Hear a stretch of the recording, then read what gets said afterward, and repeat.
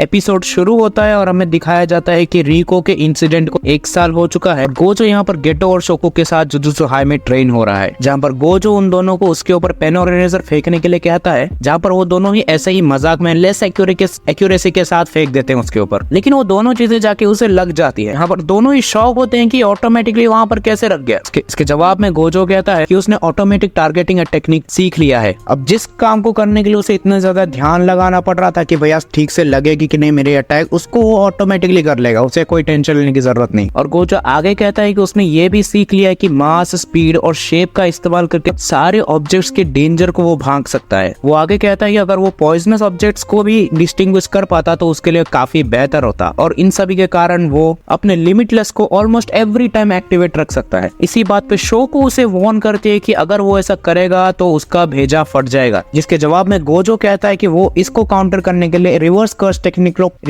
Technique को parallelly run करेगा, जिसके कारण उसका ब्रेन सेम टाइम हील भी हो रहा होगा। आगे गोजो कहता है कि उसने अपने कर्स एनर्जी के ऊपर इतना ज्यादा कंट्रोल पा लिया था कि वो मल्टीपल रेड्स और मल्टीपल ब्लूज को एक ही बार में एक्टिवेट कर सकता है, लेकिन अभी भी गोजो ने डोमेन और लॉन्ग डिस्टेंस टेलीपोर्टेशन को मास्टर नहीं किया था। लेकिन गोजो की इस ट्रेनिंग की वजह से वो स्ट्रॉन्ग कर्स टेक्निक्स को यूज कर सकता है विद मिनिमम रिसोर्सेज पॉसिबल। इस बात पे गेटो रियलाइज करता है कि गोजो अब सबसे ज्यादा स्ट्रॉन्ग बन चुका है और अब से वो मिशंस खुद हैंडल कर सकता है। और क्योंकि शोको को डेंजरस मिशंस पे भेजा नहीं जाता तो गेटो को भी मिशंस को अकेले हैंडल करना पड़ेगा। यहाँ गोजो गेटो से पूछता है, तुम ठीक हो? काफी पतले हो गए लगते हो। नहीं, ज्यादा कुछ प्रॉब्लम नहीं है, बस गर्मी के कारण। यहीं पर सीन शिफ्ट होता है और हमें सीजन 1 में सबसे पहले सीन को दिखाया जाता है। मतलब उस इंसिडेंट के बाद गेटो बहुत सारे कर्सेस को एक्सरसाइज करके कंज्यूम कर रहा था और वो खुद से यही सोच रहा था कि इतने सारे कर्सेस को एक्सरसाइज करके कंज्यूम किया, वो भी किन के लिए? उन बुद्धू नॉन सॉर्सरर्स के लिए। के बाद गेटो वापस आके शावर लेते हुए अपने आप से ही क्वेश्चन करने लगता है कि रिको के इंसिडेंट के बाद उसके सिर में बहुत सारे क्वेश्चन चल रहे थे कि जिसे वो बचाने की कोशिश कर रहा है वही एक दूसरे को मारने में तुले हुए हैं। तो इन सब चीजों के ऊपर गुस्सा होते हुए गेटो उन सबको एक ही वर्ड बोलता है, मंकीज। बाद में गेटो हॉल में बैठता है जहाँ उसे हाइबारा मिलता है। वो गेटो को ग्रीट करता है और गेटो उसे एक ड्रिंक ऑफर करता है। तो हाइबारा अपनी तरफ से कोक लेता है और वो दोनों बैठ के बात करते हैं, जहाँ पर हाइबारा कहता है उसका कल एक बहुत ही इंपॉर्टेंट मिशन है जिसके लिए उसे दूर जाना पड़ेगा। यहीं पर गेटो हाइबारा को एक बहुत ही इंपॉर्टेंट बात पूछता है, क्या तुम जुजुत्सु सॉर्सरर बन के खुश हो? क्या ये तुम्हें तकलीफ नहीं देता?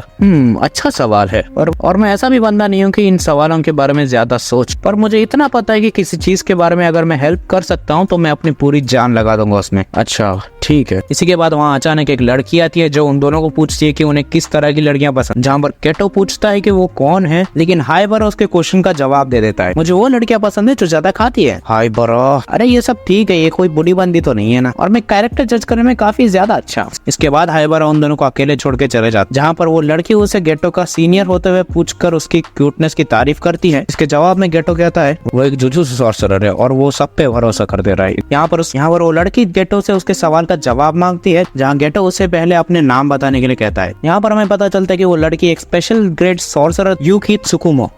特急のくせに任務を全く受けず海外をプラプラしてるろくでなし。 उसे सच में जुजुत्सु हाई के कस्टम्स पसंद नहीं। उसे ऐसा लगता है कि जुजुत्सु हाई सिर्फ खतरों को टलाती रहती है, ना कि उसका रूट कॉज फाइंड करके उसे खत्म करना। जहाँ गेटो इसके बारे में और पूछता है और आगे यूकी कहती है कि बार बार जुजुत्सु सॉर्सरर्स को कर्सेस को मारने के लिए भेजने के बजाय क्यों ना एक ऐसी दुनिया बना दे जहाँ पर कर्सेस हो ही ना। और यूकी गेटो को बताने के लिए कहती है कि एक्चुअल में कर्सेस होते क्या है, जहाँ पर इसका जवाब देते हुए गेटो कहता है कर्सेस तब बनते हैं जब ह्यूमन से कर्स्ड एनर्जी या फिर नेगेटिव एनर्जी रिलीज होती है और उनके सेडिमेंट्स मिलके एक कर्स का फॉर्म ले लेते हैं। इस बात को सुनने के बाद यूकी कहती है कि कर्सेस को मिटाने के 2 रास्ते हैं। पहला, सारी कर्स्ड एनर्जी को ह्यूमैनिटी से मिटाया दिया जाए। दूसरा, ह्यूमंस को बताए कि अपने कर्स्ड एनर्जी को कैसे कंट्रोल कर सकते। जहाँ पर वो आगे कहती है कि पहला वाला रास्ता आसान लगता है क्योंकि इसका एक मॉडल केस हमने पहले से ही देख रखा है। यहाँ तोजी फुशिगोरो की हो रही थी। दरअसल तोजी के पास हेवेनली रेस्ट्रिक्शन थी जो कि कर्स्ड एनर्जी को नॉर्मल लेवल्स तक रिड्यूस करके रखती थी, लेकिन तोजी एक ऐसा बंदा था जिसने अपने कर्स्ड एनर्जी को मिनिमम कंप्लीटली मिटा दिया था। और बस इतना ही नहीं, कर्स्ड एनर्जी ना होने के बावजूद वो कर्सेस को आइडेंटिफाई कर सकता था क्योंकि उसके 5 सेंसेस बहुत ज्यादा स्ट्रॉन्ग थे। अब क्योंकि उसने अपने बॉडी से सारी कर्स्ड एनर्जी मिटा दी थी, उसकी बॉडी ने एक रेजिस्टेंस डेवलप कर ली थी कर्स्ड एनर्जी के कर्सेस के अगेंस्ट। मतलब वो सच में एक सुपर ह्यूमन था। जहाँ पर आगे यूकी कहती है कि उसे तोजी के बारे में ज्यादा रिसर्च करना था ताकि एक सोल्यूशन डेवलप हो सके, लेकिन उसे गोजो ने मार दिया था। अब क्योंकि हेवनली रेस्ट्रिक्शन के केसेस काफी कम है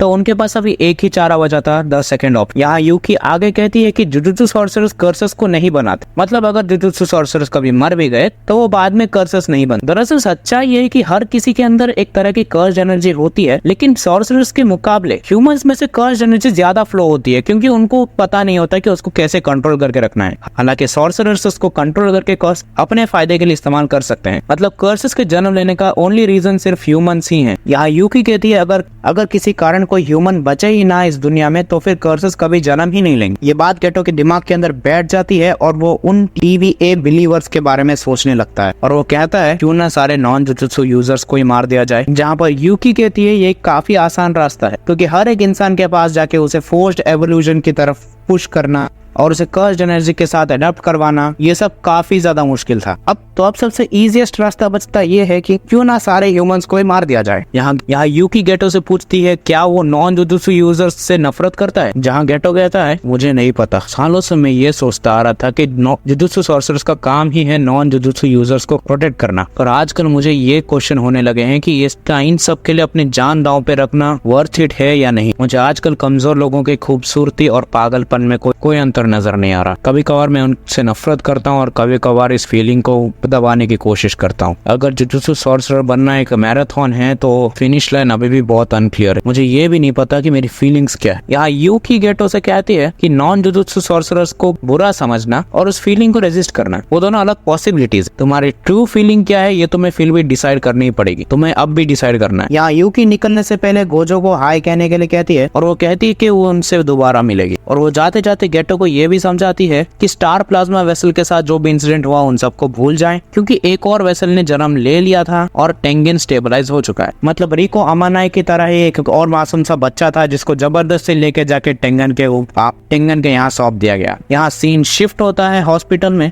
जहाँ पर मिशन पे जाने के कारण हाइबारा की मौत हो चुकी थी। यहाँ पर नाना में भी बहुत ज्यादा घायल था और यहाँ पर बैठ के गेटो से वो कहता है एक सिंपल मिशन होना चाहिए था, डैम इट, मुझे लगा कि सिर्फ 2 ग्रेड 2 कर्सेस रहेंगे, लेकिन जहाँ हम गए वो एक रिलीजियस प्लेस था तो वो एक ग्रेड 1 कर्स निकला। कोई बात नहीं, तुम थोड़ा आराम कर लो, गोजो सब कुछ संभाल लेगा। क्यों ना आपसे सब कुछ गोजो ही संभाल ले, हम क्यों मरे बार बार। यहाँ पर गेटो कंक्लूड करता है कि अगर जुजुत्सु सॉर्सरर बनना एक मैराथन है तो उसकी फिनिशिंग लाइन अपने दोस्तों की डेड बॉडी की माउंटेन है। अब यहाँ पर तुम लोग एक क्वेश्चन कर सकते हो मुझसे कि जब नानामी ने सोचा था उसके मिशन में ग्रेड 2 कर्सेस आएंगे, लेकिन वो एरिया एक रिलीजियस एरिया निकला, तो इससे कर्सेस के ग्रेड पे क्या फर्क पड़ता है। दरअसल फर्क पड़ता है, क्योंकि रिलीजियस एरिया में काफी ज्यादा अंधविश्वास होता है, कुछ जाति के लोगों को इम्प्योर माना जाता है, हेट्रेड दी जाती है, तो इसीलिए इन सभी नेगेटिव चीजों के कारण कर्सेस और स्ट्रांग हो जाते हैं। कुछ समय बाद गेटो अपने मिशन पे अकेला जाता है एक विलेज के कर्सेस को एक्सरसाइज करने। काम खत्म होने के बाद एक केज में गेटो को 2 मासूम से बच्चे मिलते हैं जिन्हें बहुत ही बुरी तरह से मारा पीटा गया था और उन्हें काफी दिनों से खाना नहीं दिया गया। यहाँ पर गेटो 2 विलेजर्स से इसके रीजन के बारे में पूछता है और वो दोनों कहते हैं कि ये लोग राक्षस हैं और इन लोगों ने हमारे बच्चों पर भी हमला किया था। वो दोनों कहते हैं कि इन दोनों को उनके माँ बाप की तरह ही मर जाना चाहिए था और वो उन्हें बुरा भला कहते हैं। इसी पॉइंट से गेटो के अंदर इंसानियत से कम्प्लीटली भरोसा उठ जाता है कि इंसान कितने मतलबी होते हैं और कितने ज्यादा फेक बिलीफ्स रखते हैं, और इंसानों का काम ही है मासूम से लोगों को मारना, और इंसान एक दूसरे को ही मारते रहते हैं। इसी के साथ वो अपनी कर्स्ड मैनिपुलेशन यूज करता है और उन 2 विलेजर्स को भी मार देता है। बाद में गेटो के ऊपर न्यूज छपती है कि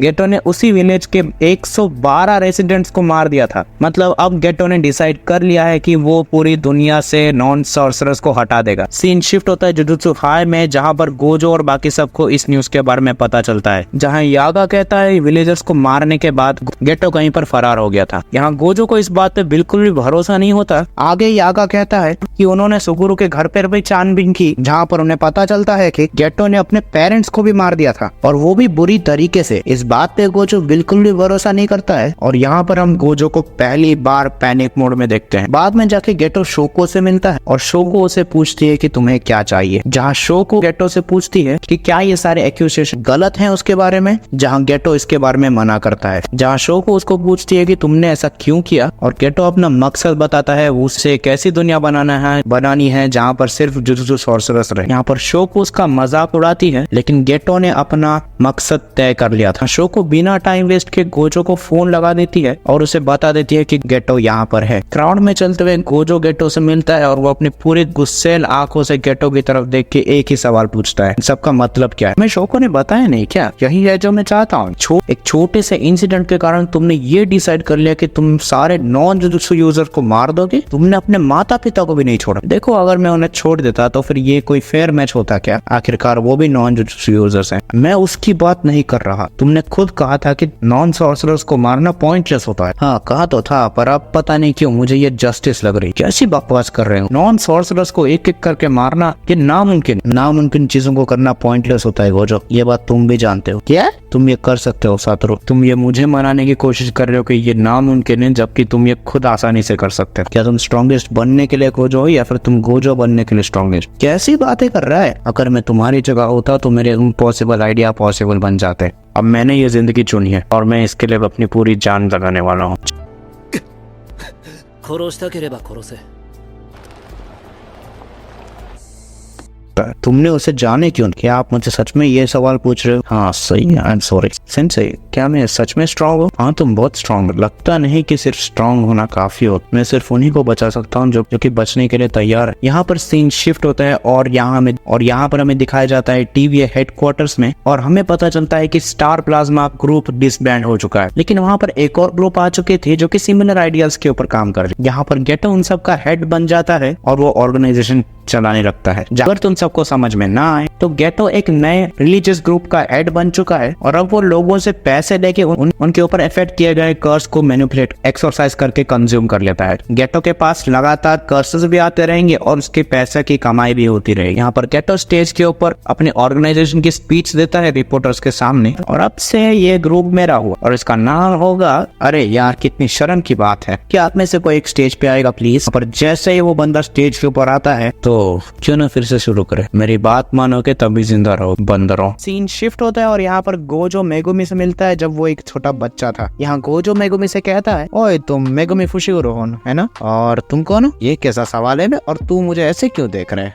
दोनों बाप बेटे एक जैसे हैं। एनीवेज मैं तुम्हारे पापा को जानता हूँ, वो जेनिन फैमिली का है ना, और मुझे पता है तुम उसके बारे में कैसे सोचते हो और मैं भी उसे पसंद नहीं करता क्योंकि उसने अपना क्लैन और तुम्हें छोड़ दिया। तुम्हारे पास पावर्स है और तुम कर्स टेक्निक्स देख सकते हो है ना, और मुझे लगता है तुमने अपना कर्स टेक्निक को भी मैनिफेस्ट कर लिया है। और तुम्हें पता है जेनिन फैमिली किनको खरीदती है? 4 से 12 साल के बच्चों, जिनके पास कर्स टेक्निक को मैनिफेस्ट करने की ताकत होती है। लेकिन तुम्हारे पापा ने तुम्हें जेनिन फैमिली से छुपा के रखा क्योंकि वो तुझे एक ट्रम्प कार्ड मानता था। बहुत बुरा लगता है ना? तुम्हारा बाप एक नंबर का मादर। तो क्या हुआ? मुझे फर्क नहीं पड़ता कि वो कहाँ है या क्या कर रहा है। मैंने उन्हें सालों से नहीं देखा और मुझे ये भी नहीं पता कि वो आखिर में दिखते कैसे हैं। पर मैं तुम्हारी बातों को समझ पा रहा हूँ सुमी, क्योंकि वो काफी टाइम से वापस नहीं आई है। शायद इसका मतलब यह है कि वो हमारी और देख रेख नहीं करना चाहती। क्या तुम एक फर्स्ट ग्रेडर हो? वेल अगर तुम्हें कभी अपने पापा के बारे में जानना हो तो तुम बस मुझे पूछ सकते हो और तुम्हें उनके बारे में जान के खुशी होगी। चलो अब बिजनेस की बातें करते हैं। जेनिन फैमिली के पास जाएगा? सुकीमी का क्या होगा? क्या मेरे जाने से वो ठीक रहेगी? बिल्कुल नहीं, मजाक कर रहा हूँ। मैं सबको संभाल लूंगा। बस मेरे लिए तुम एक काम कर दो, खूब सारी मेहनत करो और स्ट्रांग बनो, पीछे मत हटना। वेल सीन यहाँ पर शिफ्ट होता है और अब तक गोजो का पास्ट आर्क खत्म हो चुका है। तो स्टोरी सीधा शिफ्ट करती है हमारे ओरिजिनल ट्रियो के प्रेजेंट टाइमलाइन, जहाँ पर हमें पता चलता है कि ये सब गोजो का एक सपना था एज ए फ्लैशबैक, और नोबारा, इतादोरी और मेगुमी उसे उठाते हैं। यहाँ पर गोजो इन सब चीजों को याद करके हंस रहा था और मेगुमी उसे पूछता है कि तुम हंस क्यों रहे हो?